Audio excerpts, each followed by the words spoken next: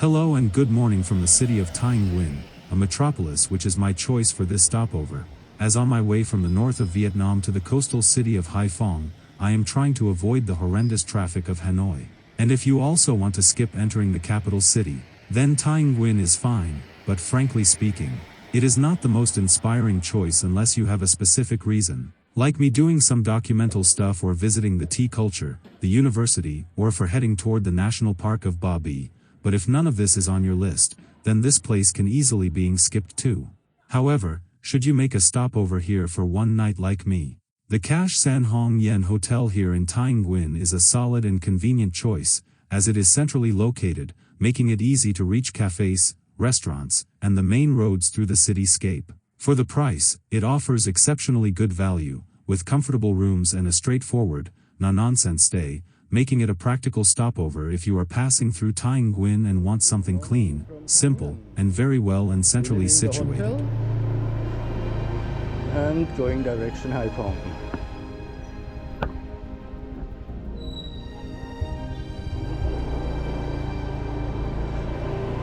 Should take us around 4.5 hours, but that's usual here.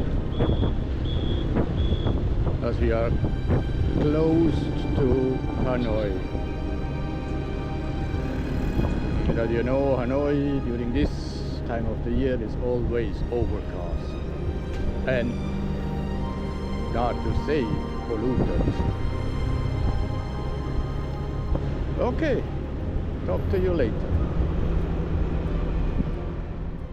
So, and now we push on toward hopefully better pastures and heading southeast toward the Gulf of Tonkin and the port city of Haiphong. This stretch should be quite straightforward but still full of movement, with a mix of provincial towns, industrial corridors, and open sections where the traffic finally breathes a little bit more.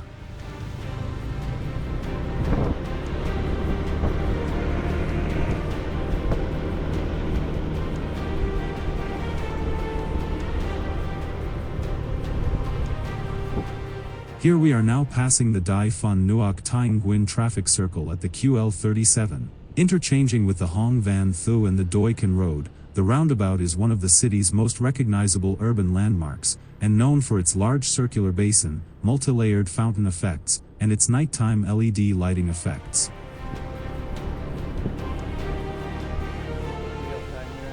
Leaving now Thái Nguyên behind us, the road will lead us first into the city of Tt Tang, which is located in Thon Chi Q of the Bac Giang province. It is a compact town with steady local traffic, so we riders should expect buses, market zones, and the usual chaos. Once we clear that behind us, the road opens up again before funneling us into Ton Pho Bac Ninh, one of the busiest city hubs on this route.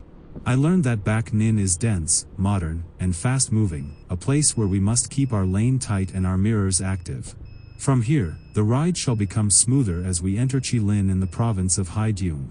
This is, I have been told, where the scenery starts to shift to wider roads, more greenery, and long straight sections that let us settle into a comfortable cruising speed. It is also a good place to stretch the bike a little bit more, but still be aware of the mighty trucks as this corridor feeds several industrial zones. Next comes the town of Tt Pu Thai in the Kim Ton district, which is a classic Vietnamese roadside town with fuel stations, repair shops, and plenty of places to grab a quick drink. For motorbike riders like us, this is the perfect checkpoint to top up our tank, check our bikes, and reset before our final push towards the coast, as from here onwards the traffic will thicken a lot as we approach the outskirts of Haiphong. The road will widen, and the trucks shall multiply as the air shifts from countryside scent to the smell of the seacoast, as the city of Haiphong is one of Vietnam's major port cities, so we must expect container traffic, long bridges, and big intersections. However, once we break into the city proper, we shall feel a complete change of energy, with wider boulevards, red brick colonial buildings, and that unmistakable coastal humidity that makes this city so famous. And just like that, and after an almost full day's ride across 4 provinces, and clicking up in approximately 160 tarmac kilometers, we will arrive at our destination in Haiphong, which is the great gateway to the endless sea.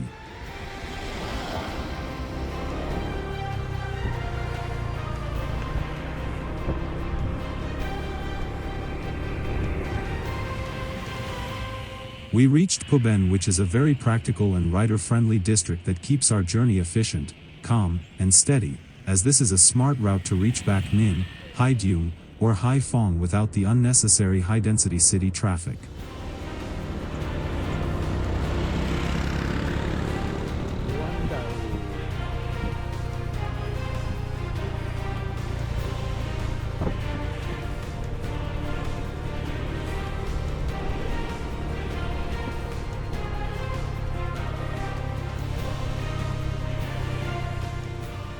Traversing now through the Bắc Giang province, which is one of those provinces that most travelers pass through without thinking twice. But for anyone like me, who rides, films, or pays attention to the texture of everyday Vietnam, this is a surprisingly rich and dynamic region, as it sits right between the northern mountains and the Red River Delta, so the landscape, culture, and traffic patterns all shift in interesting ways as we move through it. This makes Bắc Giang not really ideal as a destination, because it is rather a province that is always considered as a transiting point from north to southeast, and therefore makes it a place where our ride stays more or less steady, the roads predictable, and our journey keeps its expected and monotonous and rather dull rhythm.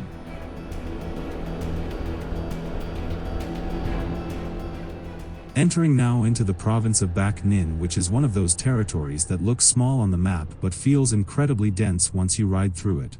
It is the industrial heart of the Red River Delta, and a place where ancient culture and modern factories sit almost side by side. For motorbike travelers like us, it is a province of contrasts, with fast roads, heavy logistics traffic, and sudden pockets of history that remind us of how old this region really is.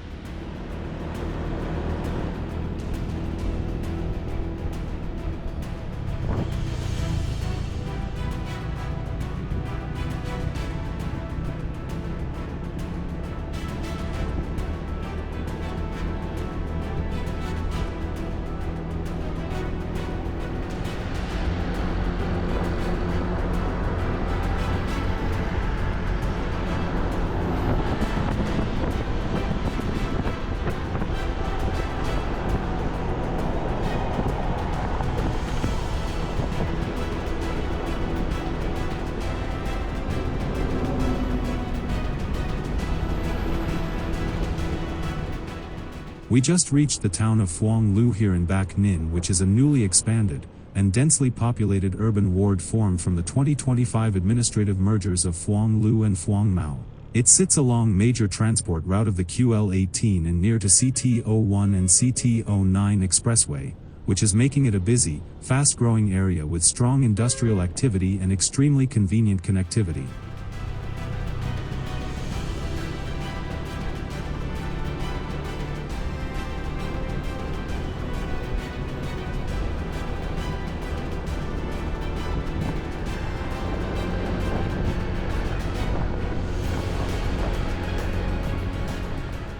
It really feels a bit like we are hopping from one province into another as we just entered the Hải Dương province and the city of Linh, which forms one of the most interesting transitions on our north to the southeastern coast motorbike route.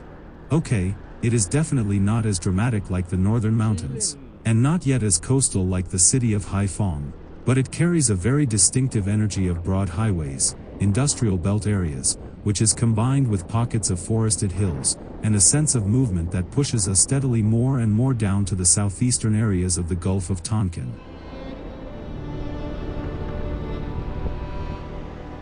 And here we turn right and into the local rider's shortcut, which is not really an official highway detour, but it is one of the cleanest ways to avoid the heavy QL18 traffic inside the city of Linh and starts just after the city entrance arch and opposite the Vảo studio. It will pass the hamlet of An Lac and merging with the D Huynh 184, which then crosses the Ca Dong Mai Bridge and reconnects with the QL18 on the Quang Ninh side.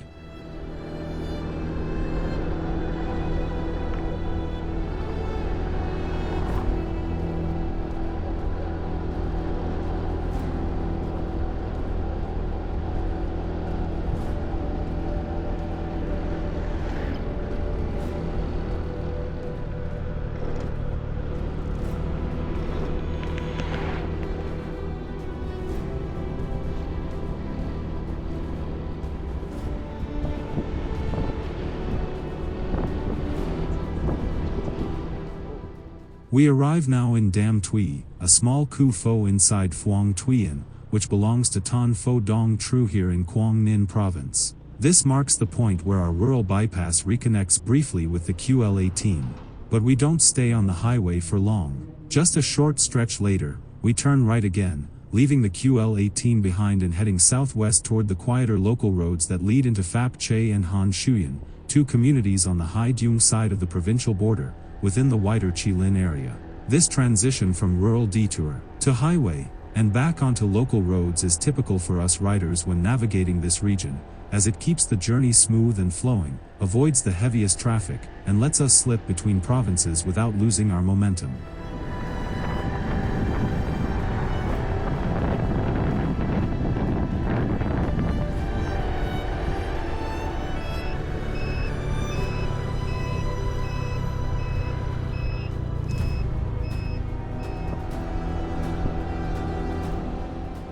After crossing the Dong Mai Bridge and passing Dam Thuy, we really could feel the transition into a quieter neighborhood as the street noise faded almost immediately, as it has been replaced by open fields and small villages here and there.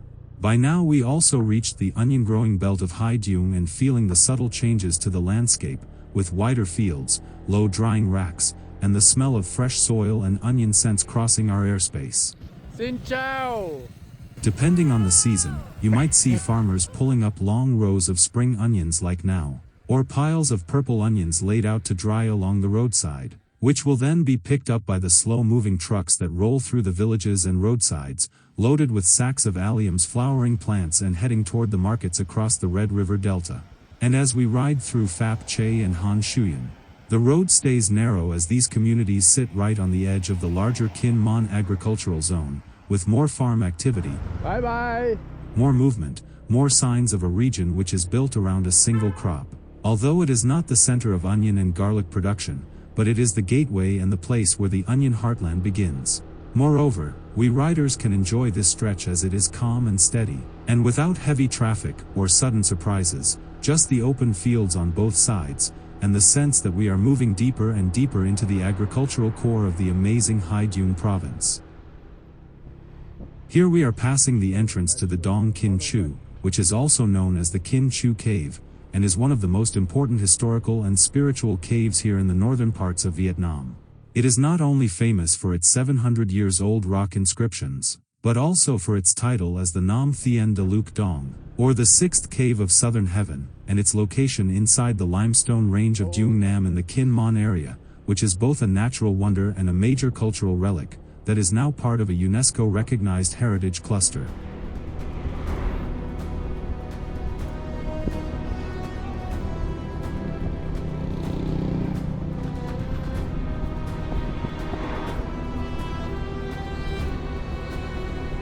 And more onion.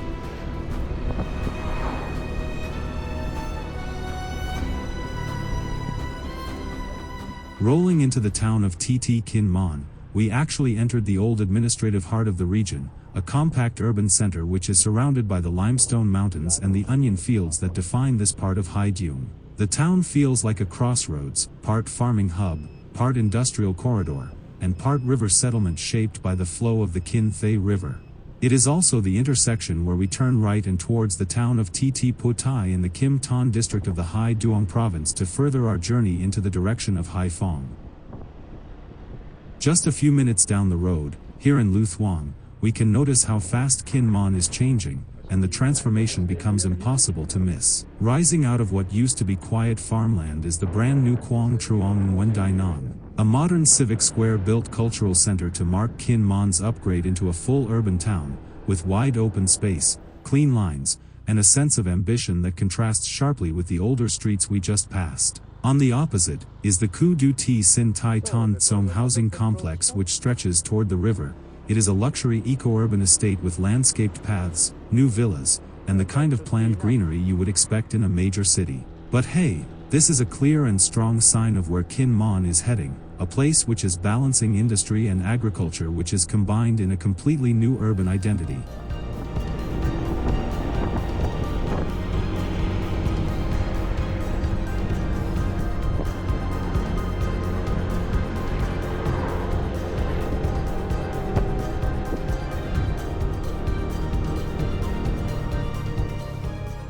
And here we pass another toll gate that is free for motorbikes. Like every toll gate on the national highways, this one lets riders roll straight through while only cars and trucks stop to pay. The newer expressways are different, and they are toll only, and completely off limits to us motorbike riders, no matter the time or the fee we want to pay.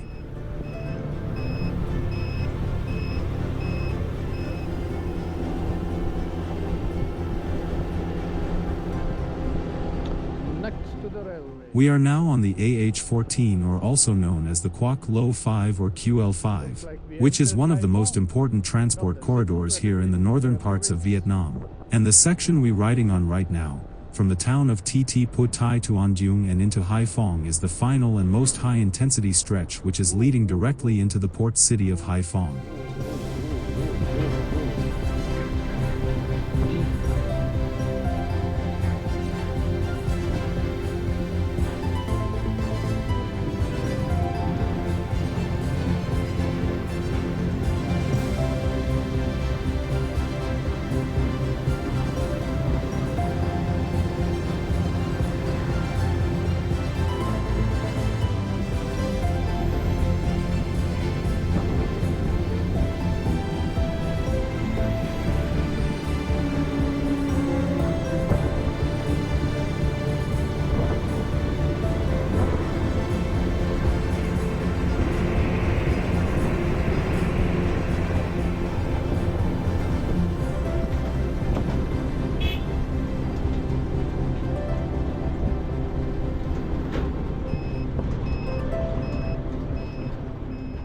This is the Na Tu Ton Duc Tang to Hong Bang intersection, which is one of the key urban crossroads on the western edge of Hải Phòng, and it plays a very specific role in the flow of traffic coming in from the QL5 and AH14.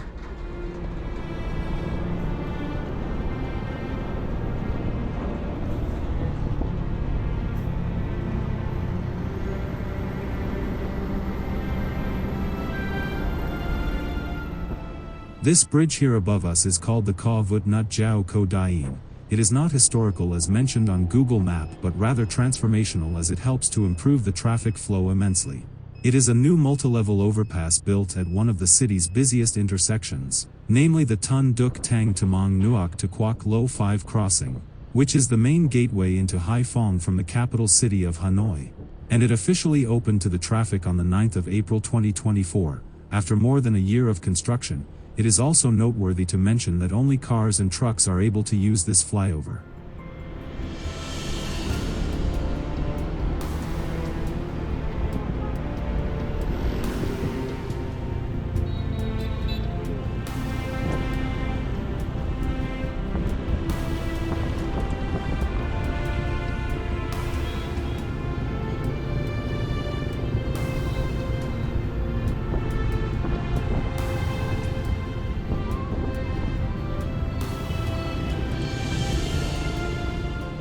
After hours on the national highways and exciting rural roads, weaving through the industrial belt of Hải Dương and the busy corridors of An Duong, and the more quiet onion fields of Han Shuyan in Chi Linh, the road finally enters the cityscape, where the traffic thickens once again, the buildings rise, and the rhythm of the journey completely shifts. This is unmistakably the Western Gateway Road into Hải Phòng, Vietnam's great and most northern port city.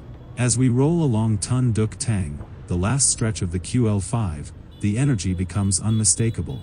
Container trucks disappeared as they can use only specific roads, at specific times, and under strict tonnage rules. Luckily, the city does not allow free movement of heavy trucks everywhere.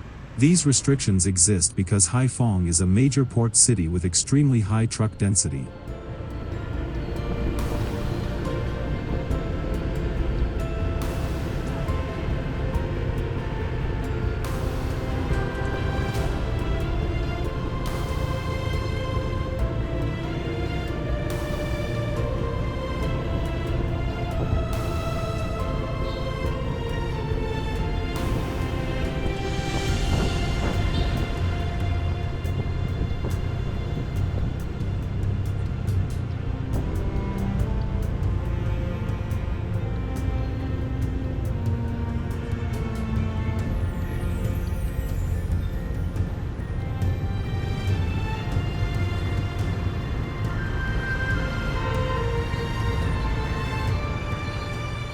However, as we can see, we have here plenty of motorbikes which are slipping between the cars and the lanes, and creating an air which carries that familiar mix of sea breeze and industrial smell.